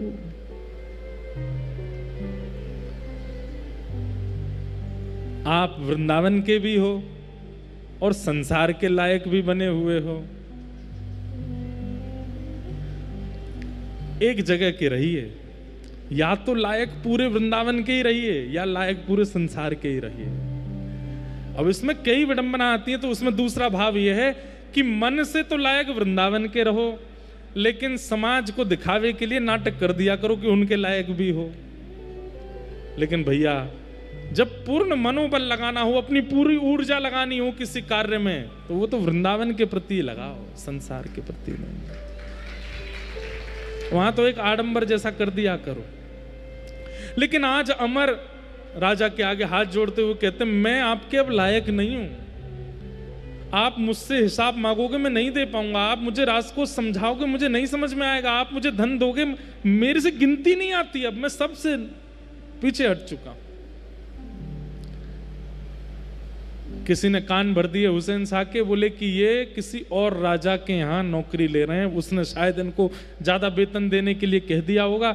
आपके विपक्षी राजाओं के यहाँ जाके, आपका तो सब जानते हैं, उससे आक्रमण करवा करके खुद राजा बन जाएंगे। क्योंकि हुसैन शाह जो था ये खुद भी ऐसे ही राजा बना था। ये पहले किसी और राजा का सेवक था, उसकी सब जानकारी लेकर के दूसरे राजा के यहाँ जाके नौकरी करने लगा, उस राजा से आक्रमण करवा करके ये इस नगर का राजा बना। तो हुसैन शाह को लगा जैसा मैं बनाऊं वैसे ये बन जाएगा, इसको पकड़ के कारागृह में डाल दो। और सनातन गोस्वामी को कारागृह में डाल दिया, अमर को कारागृह में रहने लगे। लेकिन उनको बस एक ही चिंता थी कि बस अब वृंदावन जाना है, मौका मिलते ही वृंदावन भागना है, अब नहीं रहना यहां पर। सोचो, विचार करो, एक एक क्षण कैसा लगता रहा होगा उनको। एक दिन जो सिपाही था वो इनका मित्र था, क्योंकि ये वहीं के प्रधानमंत्री थे। सिपाही ने कहा कि आपने मेरी बड़ी मदद करी थी हमेशा, आप कहो, मैं आपको देख नहीं पा रहा हूं, ऐसे राजा के साथ मिल जाइए ना। सनातन बोले नहीं, अब नहीं मिलना, लेकिन मैंने तेरी इतनी मदद की हमेशा, तेरे को राजा से छुपा छुपा के मैंने खूब पैसा दिया, आज तू मेरी मदद नहीं करेगा? बोले क्या करना है? बोले तू ताला खोल दे। अच्छा, राजा को पता चल जाएगी, मार देगा। बोले मैं दिखूंगा तो मारेगा ना, तो बोल देना कि गंगा स्नान करने गए, उसी में डूब गए, और मेरी मृत्यु ही मानना, क्योंकि मैं इतना दूर चला जाऊंगा, कभी दिखूंगा नहीं। मैं तेरे हाथ जोड़ूं, पैर जोड़ूं, तू ताला खोल दे। और उस व्यक्ति ने खोल दिया ताला। आधी रात में ही सनातन गोस्वामी भाग गए वहां से, और इनको पता चला कि महाप्रभु जी कहाँ हैं। तभी पता चला प्रयागराज से महाप्रभु जी काशी आए हैं। ये काशी पे प्रकाशानंद जी पर कृपा करने के लिए आए हैं, जो हम कल सुन रहे थे, जिनको प्रबोधानंद बना के भेजा। ये तुरंत काशी पहुंच गए। वहां जाकर के जैसे ही महाप्रभु जी को प्रणाम किया, महाप्रभु जी, अरे मेरा सनातन आया है, आ जाओ। उनको रूप कह करके संबोधित किया, इनको सनातन कह करके संबोधित किया। नेत्रों से अश्रुपात होने लगे। बोले आपने मेरा पूर्व नाम नहीं कहा। बोले वो तो मैं भूल गया, तेरा असली नाम तो सनातन है, तू तो हमारी श्री जी की मंजरी है। हृदय से लगा लिया। वहां रूप गोस्वामी को शिक्षा देकर के वृंदावन भेजा, अब यहां सनातन गोस्वामी को शिक्षा दी, और शिक्षा देकर के कहा अब जाओ वृंदावन।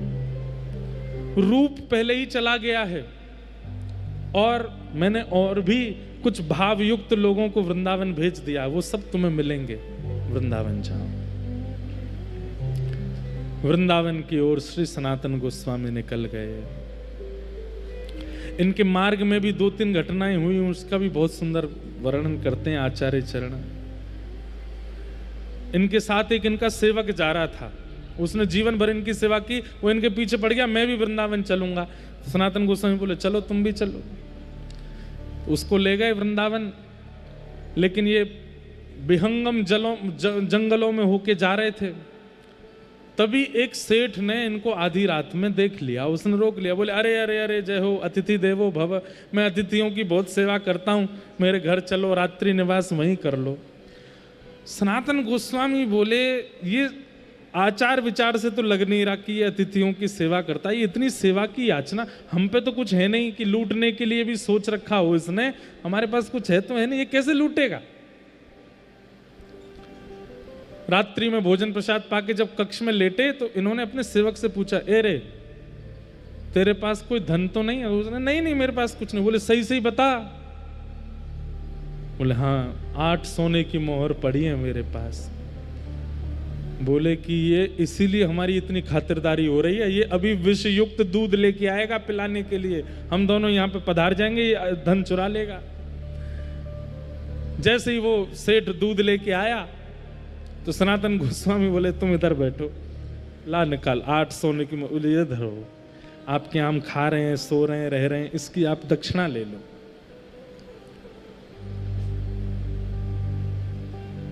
उस सेठ ने कहा, बोले आप पहले ही हमको प्रदान कर रहे हो, लेकिन हमारी बात तो सुनो। बोले क्या? बोले मैं एक ऐसा सेठ हूं, दिन भर तो व्यापार करता हूं, पर रात्रि में मेरे गुप्तचर राह चलते लोगों को देखते हैं, और वो इतने निपुण हैं कि देखते ही पहचान जाते हैं कितनी सोने की मोहर हैं। बोले हमने दे तो दी। बोले लेकिन ये बात असत्य है, आपके पास 10 सोने की मोहर हैं, ये 8 ही क्यों दे रहे हो? रूप गोस्वामी सनातन गोस्वामी चेला को देखा, बोले क्यों रे? बोले हाँ सही कह रहे हैं तो 10 ही। बोले 2 भी निकाल, दे दे इसको। दे दी। वो बोला ठीक है भैया, अब आप लोग मुक्त हो, जा सकते हो, दूध मत पीना, इसमें जहर मिला है। सनातन गोस्वामी बोले वो तो हमको पहले ही पता था, तुम जिस तरीके से खातिरदारी कर रहे थे। लेकिन फिर सनातन गोस्वामी ने अपने शिष्य से कहा, बोले सुन मेरी एक बात मानेगा? बोले क्या? तू लौट जा,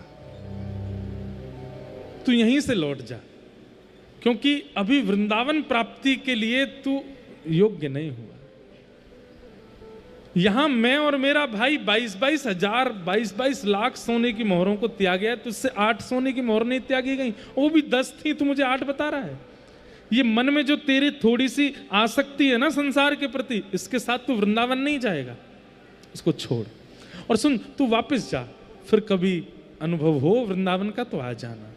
और फिर उसके बाद सनातन गोस्वामी अकेले गए वृंदावन।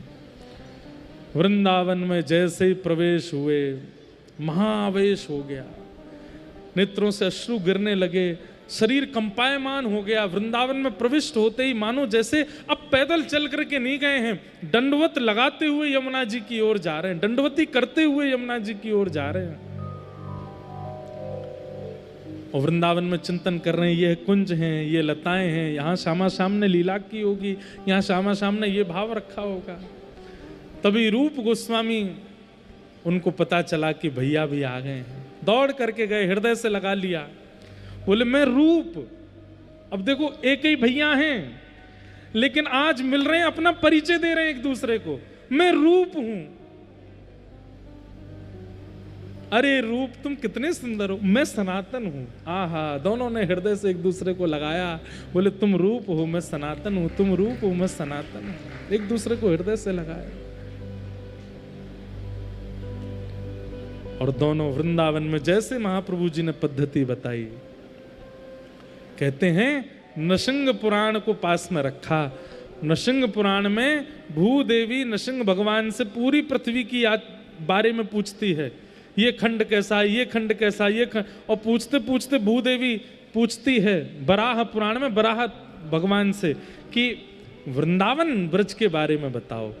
तब वहां वराह भगवान ने भूदेवी को जो वृंदावन के बारे में बताया उनको पढ़ते हैं और पढ़ करके निकल जाते हैं दोनों भैया ढूंढने के लिए। वराह भगवान बता रहे थे इधर ये कुंड होगा, इतनी दूरी पर होगा। जैसे वहां खुदाई करना शुरू करते हैं तो अवशेष मिलने लगते हैं, कहीं ठाकुर जी के चरण चिन्ह मिल जाते हैं, कहीं पर कुछ मिलता है, कहीं पर किशोरी जी के गले के आभूषण मिलते हैं, कहीं पर कुछ। और जैसी थोड़ी देर खुदाई तभी वहां सरोवर प्रकट हो जाता है, दोनों भैया नृत्य करने लग जाते हैं। आहा, एक सरोवर प्रकट हो गया।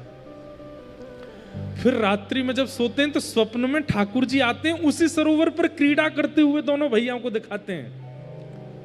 सुबह उठ करके दोनों बात करते हैं, रात्रि में स्वप्न में क्या देखा, बोले जिस सरोवर की हमने खोज करी वहां पर प्रिया प्रियतम दोनों रास विहार कर रहे। दूसरा कहता आगे आगे तू नहीं बोल, आगे मैं बोलूंगा। किशोरी जी के वस्त्र ऐसे थे, श्याम सुंदर के मुकुट ऐसे। बोले हाँ हाँ भैया ऐसे ही। मतलब एक ही स्वप्न दोनों को आता है और प्रमाणित हो जाता है कि तुमने जिस सरोवर को खोजा वहां लीला हुई है। कभी कभी 3-3, 4-4 दिन व्यतीत हो जाते थे, कोई लीला स्थली नहीं मिलती थी। तब महाप्रभु जी ने आज्ञा की थी कि जब कोई लीला स्थली ना मिले तो फिर दोनों बैठ जाना और किशोरी जी का स्तवन करना, किशोरी जी का चिंतन करना, प्रिया जी को पुकारना, वो कृपा करके अनुग्रह करके शायद कोई संकेत दें, और थोड़ी देर चिंतन करने के बाद फिर खोजना, फिर कुछ मिलेगा। दोनों भाई बैठ जाते और किशोरी जी का स्तवन करते।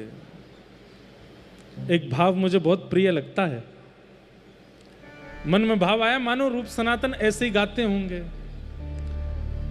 राधे राधे करुणामयी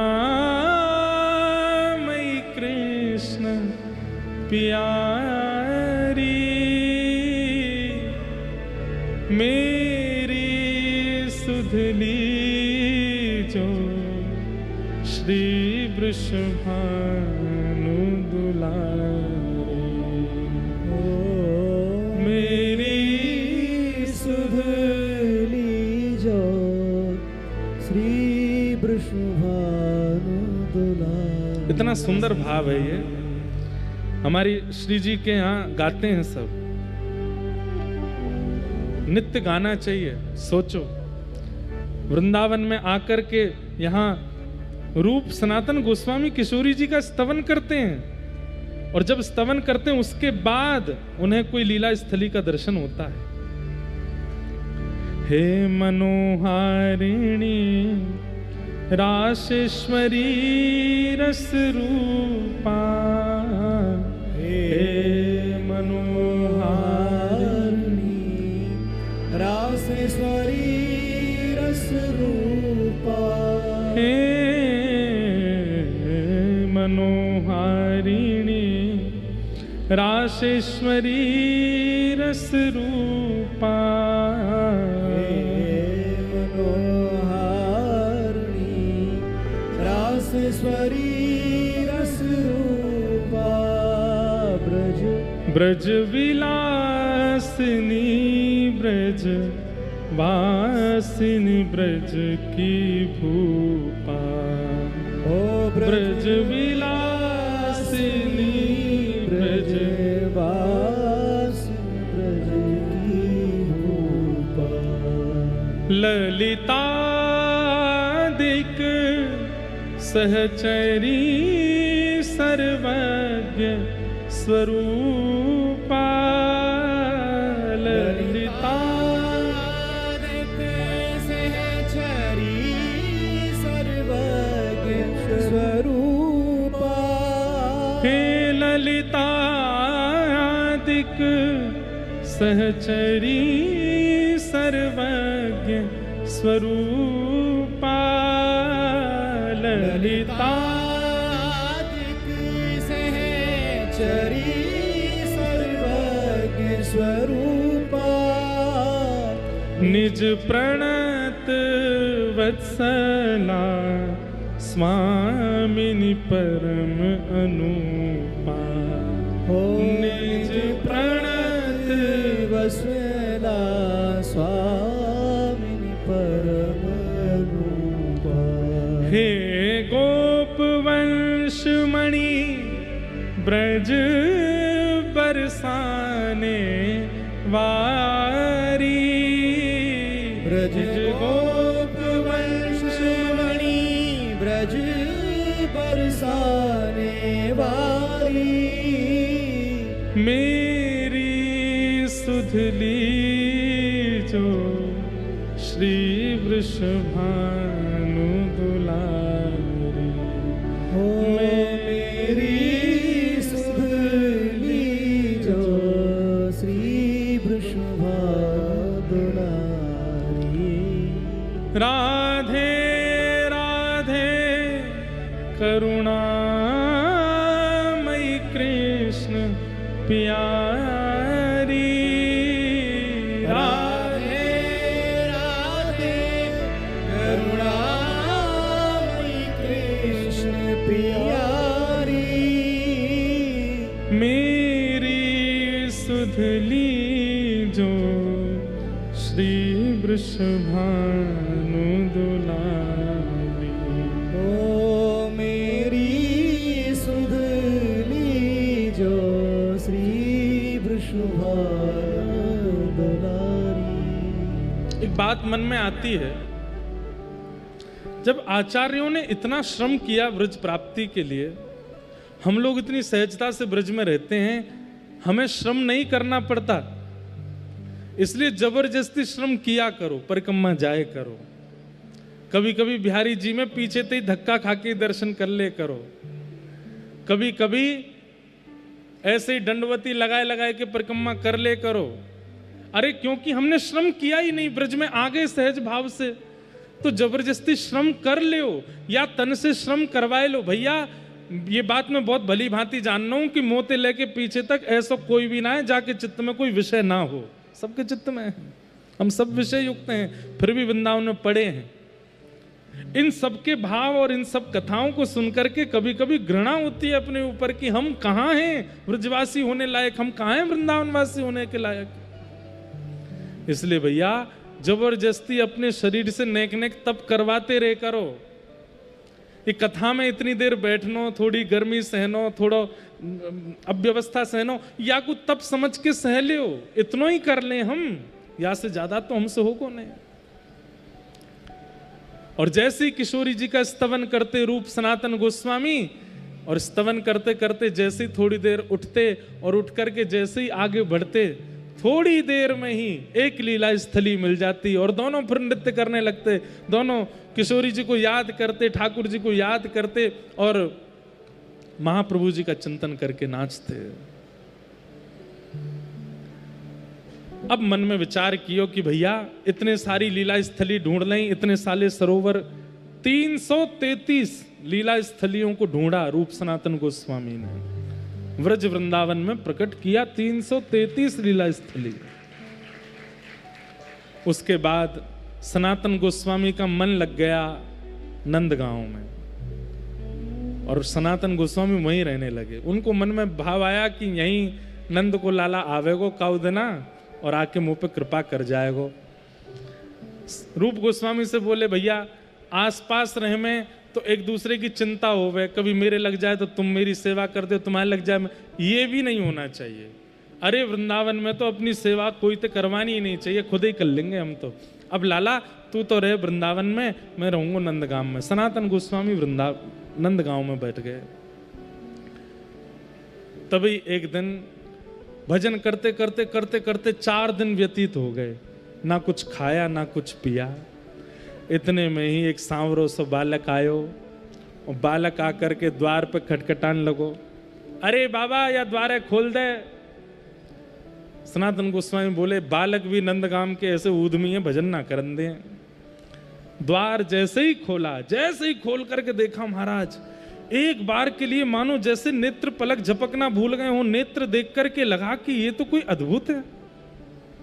ऐसे कमर पे हाथ धर के और यूं ठाड़े हैं, नेत्रन से बार बार पलक झपक झपक के देख रहे हैं, क्रोध में भर के। सनातन गोस्वामी बोले भैया क्या बात है? अरे बाबा मेरी मैया बता रही थे 4 दिना ते भूखो है तू, तेने कछु खायो ना है, ले हमारी गैया ब्याई है और वहां के ब्यावे के बाद को पहलो दूध है, तेरे घर के काजे ले आए, तू बना ले, पाले, प्रेम से खीर बना के पाले, जे चावल है जे दूध है बढ़िया। और सुन अकेरो मत पाई लियो, नेक नेक हमको दे दियो। मधुर बात सुनकर के सनातन गोस्वामी तो जैसे मानो मोहित से हो गए। बोले भैया ऐसी मीठी वाणी बोल लो, ऐसे आके कटाक्ष से नेत्र, ये कौन है? अच्छा सुनो लाला तुम कौन हो? बोले नंदू ब्रजवासी रे हमारो एक नंदगाम में, वाकई हम 4 बालक हैं। बोले कहा नाम है भैया तुम्हारे? बोले एक को नाम केशव देव है, एक को नाम हरिदेव है, एक को नाम बलदेव है, एक को नाम गोविंद देव है। अच्छा तो सबरे देव हो? बोले और नहीं तो या ब्रज में तो सब देवता हैं बाबा, सबन ने प्रणाम कर लेना चाहिए। और कह के ठाकुर जी वहां से भाग गए। वो ठाकुर जी थे। बाबा ने खीर बनाई, लेकिन वही बलदेव, केशव देव, हरदेव, गोविंद देव वही कानों में गूंज रही है आवाज। कैसे नैन मटका रहे थे, कैसे कमर पे हाथ धर के ठाड़े थे, कैसे बोल रहे थे। बाबा ने खीर बनाई, खीर बना करके पहले तो ठाकुर जी को भोग लगाई। ठाकुर जी को भोग लगा, बोले मैं बाद में पाऊंगा, पहले ही 4 बालक कन्ने बांटी आऊं। और खीर को लेकर के पात्र हाथ में निकल पड़े नंदगाम में। ब्रजवासी ने तो बोले भैया नंदू ब्रजवासी को घर कौन सा है? बोले हमें तो यहाँ इतने साल है गए, कोई नंदू ब्रजवासी ना मिलो आज तक। अरे नहीं नहीं, वो नंदू ब्रजवासी जिनके 4 छोरा हैं, एक को नाम बलदेव, एक को नाम हरदेव, एक को नाम गोविंद देव, एक को नाम केशव देव। अरे बाबा जी तो कोई ना है नंदगाम में, ऐसा कोई ना है जब 4 छोरा हो, हैं तो बहुत, लेकिन जे 4 नाम बारो हमें तो ना पतो। और बोले बाबा भी ब्रज है, यहाँ पे देव कह के तो कोई ना पुकारे। कोई को नाम हरदेव होगा तो हरदो हरदो कहते होंगे, कोई को नाम केशव केशव देव होगा तो केशु केशु कहते होंगे, यहाँ देव कह के तो कोई ना बुलावे। बोले नंदू तो नाम ठीक लग रहा, नंदू तो है सके, लेकिन यहाँ कोई ना है। ढूंढते ढूंढते ढूंढते बोले अरे भैया दूध दे के गए हो, चावल दे के गए हो, सब दे के गए हो। इतने में एक ब्रजवासी, भावुक ब्रजवासी, बोले बाबा कौन है ढूंढ रहे हो? बोले कोई नंदू ब्रजवासी, वहाँ के 4 बालक है, हरदेव, केशव देव और गोविंद देव और बलदेव। ब्रजवासी ने हृदय से लगा लिया। बोले बाबा अरे जे नंदू ब्रजवासी कोई नहीं, नंद बाबा ही नंदू ब्रजवासी हैं। और नंदू ब्रजवासी के दोनों छोरान के 2-2 नाम हैं। बोले बलदेव यानी कि दाऊ दादा, और बलदेव ही गोवर्धन में हरदेव बन के बैठे हैं, तो हरदेव और बलदेव ये एक हैं। और केशव देव और गोविंद देव ये कृष्ण हैं। आपके यहाँ जो लाला आए वो शाम्बरण को? बोले हाँ। अरे बाबा अब तो चकाचक है गई, साक्षात नंद को लाला ही आयो, वही दे के गयो दूध। आहा, सनातन गोस्वामी तो नृत्य करने लगे, जय हो ठाकुर जी की बलिहारी। यहां रूप गोस्वामी के साथ अलग लीला चल रही है वृंदावन में, क्योंकि अब ठाकुर जी को प्रमाणित करना है ना कि तुमने जो स्थान ढूंढे हैं वो उचित है। रूप गोस्वामी को रात्रि स्वप्न आया और स्वप्न में क्या दिखा कि जहां आप भजन करते वहीं पास में गोमा टीला है, और उस गोमा टीला के अंदर ही मैं विराज रहे हूं। मुंह को वहां से निकालो, मैं तुमसे सेवा कराना चाहूं। ठाकुर जी बात कर रहे हैं। रूप गोस्वामी हड़बड़ा करके उठे, बोले ये स्वप्न में मैंने क्या देखा? गोमा टीला? कहाँ है गोमा टीला? ठाकुर जी कह रहे हैं मुझे सेवा करानी है, मुझे लेके जाओ। तुरंत आपने स्नान किया, स्नान करके जैसे ही बाहर आए, सुबह सुबह भोर है रही, हल्के हल्के सूर्य प्रकट भये, तभी कछु बालक वहां खेल रहे। अचानक उन बालकों में से एक श्याम वर्ण को बालक, और वो ठाड़ा हो गया रूप गोस्वामी के सामने। बोले बाबा गोमा टीला तरफ जा रहे हो का? रूप गोस्वामी बोले इसको कैसे पता मैं गोमा टीला पे जा रहा हूं? बोले यहाँ बालक, गोमा टीला में क्या है? बोले बाबा मेरे बाबा की खूब सारी गैया हैं, उनमें तो एक गैया जावे गोमा टीला के ऊपर खड़े है कि अपने थनन में तो सबरो दूध बहा दे। अब भी हम गैया चरावे आए हैं, एक गैया महीं ठाड़ी है, सबरो दूध बहा रही है। रूप गोस्वामी दौड़े और गोमा टीला के पास जाकर के देखा तो एक गाय खड़ी है और उसके थनों से बिना प्रयास के ही दुग्ध प्रवाह हो रहा है। रूप गोस्वामी पहुंचे, जैसे ही जाकर नेत्रों से आंसू गिर रहे हैं, शरीर अपने वश में नहीं रहा है, तुरंत जाकर के दूध जहां गिरा था उस स्थान को जैसे ही हटाना प्रारंभ किया, तभी गोमा टीला के भीतर से प्यारे श्री गोविंद देव प्रभु प्रकट हो गए। बोलो गोविंद देव लाल की जय। सब सुख सागर रूप उजागर रहे वृंदावन धाम। रूप गोस्वामी प्रकट किया जहां रोविंद रूप निधान। वृंदावन प्यारो वृंदावन, वृंदावन मेरो वृंदावन। और एक बात और, यहां रूप गोस्वामी को ठाकुर जी मिले हैं और वहां जगन्नाथपुरी में उर्दबाहु होकर के महाप्रभु जी नृत्य कर रहे हैं, बधाई बांट रहे हैं। तभी सब गोस्वामी जना के कहते हैं, बोले महाप्रभु जी क्या भाव हुआ? बोले आज मेरे रूप को प्राण प्यारे गोविंद मिल गए, आज मेरे रूप को गोविंद मिले। अरे बधाई बांटो, सब जगन्नाथपुरी के वैष्णवन में जाकर के बधाई लुटा दो, आज मेरे रूप, क्योंकि महाप्रभु जी चाहते हैं कि वृंदावन में वृंदावन का प्राकट्य हो और उस कार्य को रूप सनातन भली भांति कर रहे हैं।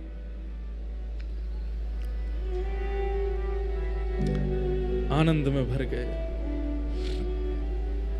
भावावेश में चले जाते हैं और महाप्रभु जी स्वयं चिंतन करने लगते हैं कि हे श्याम सुंदर, अब हमें भी मिल जाओ, हमारे अनुयायियों को प्राप्त हो रहे हो, हमें कैसे प्राप्त होगे? रूप गोस्वामी के यहाँ गोविंद देव, आहा, पूरे वर्णन आता है कि हरिराम व्यास जी आदि सब आए रूप गोस्वामी के पास और गोविंद देव जी का रूप देख करके सब तकते रह गए, निहारते रह गए, ऐसे सुंदर श्री गोविंद देव। खबर पहुंची नंदगाम में सनातन गोस्वामी के पास, अरे सनातन जी आपके प्यारे दुलारे छोटे भैया रूप गोस्वामी के यहाँ ठाकुर जी प्रकट हुए। सनातन गोस्वामी सुनते ही पैदल दौड़े नंदगांव से वृंदावन, और वृंदावन आकर के रूप गोस्वामी को हृदय से, वो कहाँ है ठाकुर जी? बोले वो विराज रहे। आहा, गोविंद देव जी का रूप देख करके मानो भावावेश में 2-3 बार तो मूर्छा जैसी हो गई सनातन जी को। चरणों में प्रणाम करके कही जय जय, अब हम पे भी कृपा करो, या के ऊपर तो आपने कृपा करी, कहीं मेरी सेवा में कोई चूक तो नहीं हो रही है, आप मुझ पे कृपा कब करोगे? और बस 2-4 दिन तो वृंदावन रहे, गोविंद देव जी के खूब उत्सव किए। उत्सव करने के बाद जब वापस सनातन अपने कुटिया में गए, तब ठाकुर जी ने स्वप्न दे करके आज्ञा दी, बोले सनातन तुम चिंता मत करो, मोह तेरे पास भी आनो। बोले कैसे आओगे? बोले मथुरा चलो जा, वहीं विश्राम घाट पे कुटिया बना के रहने लग, वहां पे भिक्षा याटन करो करियो। एक ब्रजवासी परिवार है, बाके घर मेरी सेवा होवे। जे मेरो स्वरूप सामान्य नहीं है, ये मेरे परपौत्र वज्रनाभ के द्वारा बनाया गया स्वरूप है। ये गोविंद देव को स्वरूप भी वही है और ये मदन मोहन को स्वरूप है। ब्रजवासी के घर में सेवा है रही है, वहां से तू मुझको प्राप्त कर ले।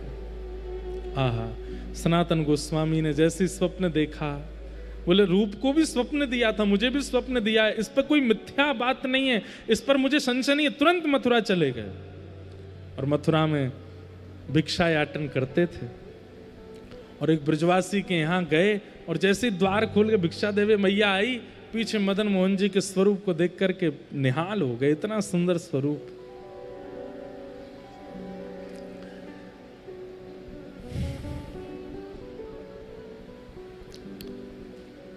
लेकिन ठाकुर जी से बोले अब आप ही, मैं मैया से कैसे कहूं कि मुझे मिल जाओ, आप ही कुछ कृपा करो। ठाकुर जी ने मैया को स्वप्न दे दिया। बोले मैया सेवा पूर्ण भई अब तेरी। बोले मैया बोली कहाँ भई? बोले एक तो इतने साल की आपकी सेवा करी, पहली बार तो मेरे स्वप्न में आए और वह स्वप्न में आकर के भी ये बता रहे हो कि मेरी सेवा पूरी है गई। ठाकुर जी बोले मैया तू 7 दिना की मेहमान हो रहे। मैया बोली या तो बढ़िया, तो स्वप्न में आते ही नहीं, ये कैसे समाचार दे रहे हो आप? ठाकुर जी बोले मैया तू चली जाएगी और तेरे बाद तेरो पूरा परिवार लड़ेगो, हम लेंगे सेवा, हम लेंगे सेवा। और भाव कोई में ना है, सब पैसा कमावे को मेरी सेवा लेंगे। एक बाबा तेरे यहाँ भिक्षा लेवे आवे, सनातन बाबा। बोले हाँ, वो मेरी सेवा करेगो। कल को जैसे भिक्षा लेवे आवे तो मोह वाकू प्रदान कर दियो। ठाकुर जी ने स्वप्न में आज्ञा दे दी। दूसरे दिन सनातन गोस्वामी जैसे, अब आप सोचो कितने ठाकुर जी स्वप्न देकर के अपना पता बता रहे हैं, ठाकुर जी स्वप्न देकर के सेवा पधरवा रहे हैं। ये भक्ति की स्थिति है, इसे ही रास कहते हैं। आप ठाकुर जी को प्राप्त करना चाहो वो रस, पर ठाकुर जी आपको प्राप्त करना चाहे वो रास है, वो रास है।